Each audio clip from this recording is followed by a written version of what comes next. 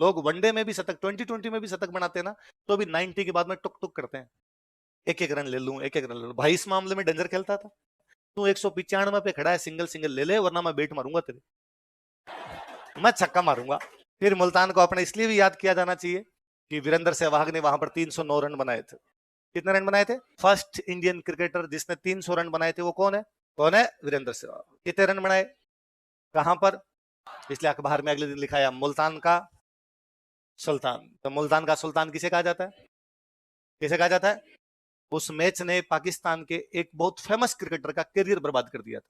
वो क्रिकेटर उसके बाद पाकिस्तान में दोबारा कभी नहीं खेला, जबकि अपने समय का महानतम महानतम स्पिनर रहा है सकलेन मुश्ताक।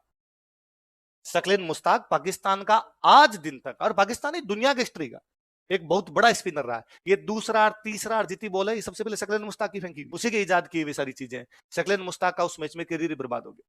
सहवाग कितना डेंजरस खेला होगा उस मैच के अंदर कि उसने अपना शतक पूरा किया था, शोएब अख्तर के छक्का मार किया था टेस्ट मैच में, है ना। टेस्ट मैच के अंदर लोग वनडे में भी शतक, 2020 में भी शतक बनाते हैं ना, तो भी 90 के बाद में टुक टुक करते हैं, एक एक रन ले लूं, एक एक रन ले लूं। भाई इस मामले में डेंजर खेलता था।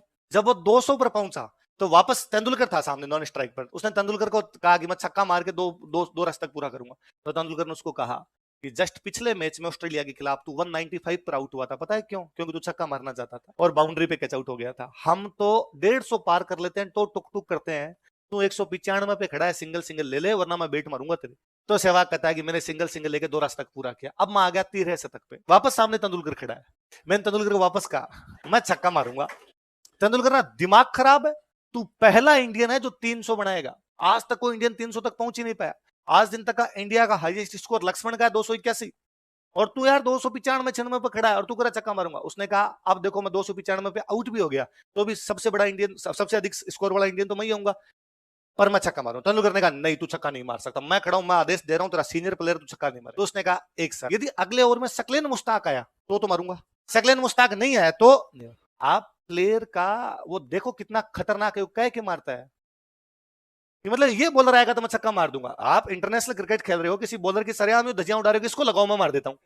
और पाकिस्तान की किस्मत फूटी, सकलेन मुश्ताक को लगा दिया उन्होंने, तो मार दिया छक्का, छक्का मार गया सकलेन मुश्ताक को। उसके बाद पाकिस्तान वालों ने कभी नहीं खिलाया। श्रीलंका में एक स्पिनर था अजंता मेंडिस, उसकी बॉल दुनिया में किसी की समझ नहीं आती। सहवाग उसको इतना भयंकर मारता था, मतलब यूं है कि इंडिया ने पूरे ने श्रीलंका के खिलाफ स्कोर बनाया 199, पूरी इंडिया की टीम कितने पर आउट हो गई? 199। सहवाग का शतक है 199 के अंदर, सहवाग का शतक है। तो बाकियों के 10, 5, 15, 20, अजंता मेंडिस के विकेट की 6, और अजंता मेंडिस के खिलाफ सहवाग का, सहवाग ने उसकी बॉलिंग के लिए 30 तो रन बनाए 35, मतलब स्ट्राइक रेट ज्यादा, ये कम है। पाकिस्तान का एक और स्पिनर था दानिश कनेरिया, शकलेन मुश्ताक के बाद उनका एक स्पिनर आया था दानिश कनेरिया। विशाखापट्टनम में कहां पर एक मैच था, इंजमाम उल हक कैप्टन, दानिश कनेरिया बॉलिंग करे। तो टेस्ट मैच में क्या होता है, कभी आप टेस्ट मैच देखो तो नोटिस भी करना, स्पिनर जो होते हैं वो लेग स्टंप पर बॉलिंग करना शुरू कर देते हैं कि लेग स्टंप से बॉल अंदर अंदर की तरफ आनी शुरू। उसमें क्या होता है, आपके पास दो तरीके हैं, या तो आप खड़े हो बाहर निकल के मारोगे, बाहर निकल के मारोगे तो स्टंप होने के चांस भी है, और बाउंड्री पर मिड ऑन और मिड ऑफ पर आउट होने के चांस भी है। और ये आप डिफेंस करोगे, डिफेंस में ये हो सकता है कि एक भी बॉल चूक गई और पेड पे लग गई तो आप एलबीडब्ल्यू। अब वो उधर से मत, तो उसको कहते हैं कि पैर बांध दिए, ये पैर आपके चलने ही नहीं दे रहा, वो पैर बांध के रख दिया आप दानिश कनेरिया लगातार ओवर फेंके उधर लेग साइड से बॉल उधर से। तो सहवाग का एक इंटरव्यू, उसमें सहवाग कहता है, इंजमाम उल हक पास में फील्डिंग कर रहा था, इंजमाम उल हक पाकिस्तान का कैप्टन था, मैंने उसका कि इंजी भाई ये जो मिड ऑन मिड ऑफ खड़े हैं तुम्हारे, तो एकदम बाउंड्री पे खड़े हैं, इसलिए मैं बाहर निकल के नहीं मार रहा कि मुझे लग रहा है वहां आउट हो जाऊंगा, तो मैंने में से मिड ऑन को थोड़ा आगे बुला। उसने क्यों? कि मुझे छक्का मारना है। तो उसने ऐसे थोड़ी होता है, एक बॉल बुला लो, मार दूं छक्का तो ठीक है, नहीं मारूं तो वापस भेज देना।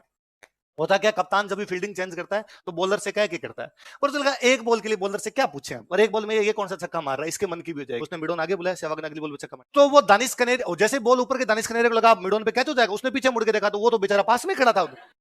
तो उसने कहा इंजी भाई ये इतना पास में आ गया। इंजमाम उल हक ने कहा तुम बॉलिंग कर, उसको कहा वापस। तो मैं एक सहवाग के इंटरव्यू में सुन रहा था, तो सहवाग को उसमें पूछा इंटरव्यू वालों ने कि यार तुम स्पिनरों को इतना बुरा मारते थे, क्या कारण था? उसने कहा मैं गांव में खेला हूं और गांव में स्पिनर को बॉलर ही नहीं मानते। और आप जितने गांव में खेले हो नोटिस कर लीजिए इस बात को, अपने गांव में या तो होता था बैट्समैन या होता है फास्ट बॉलर, स्पिनर नाम की कोई भी चीज।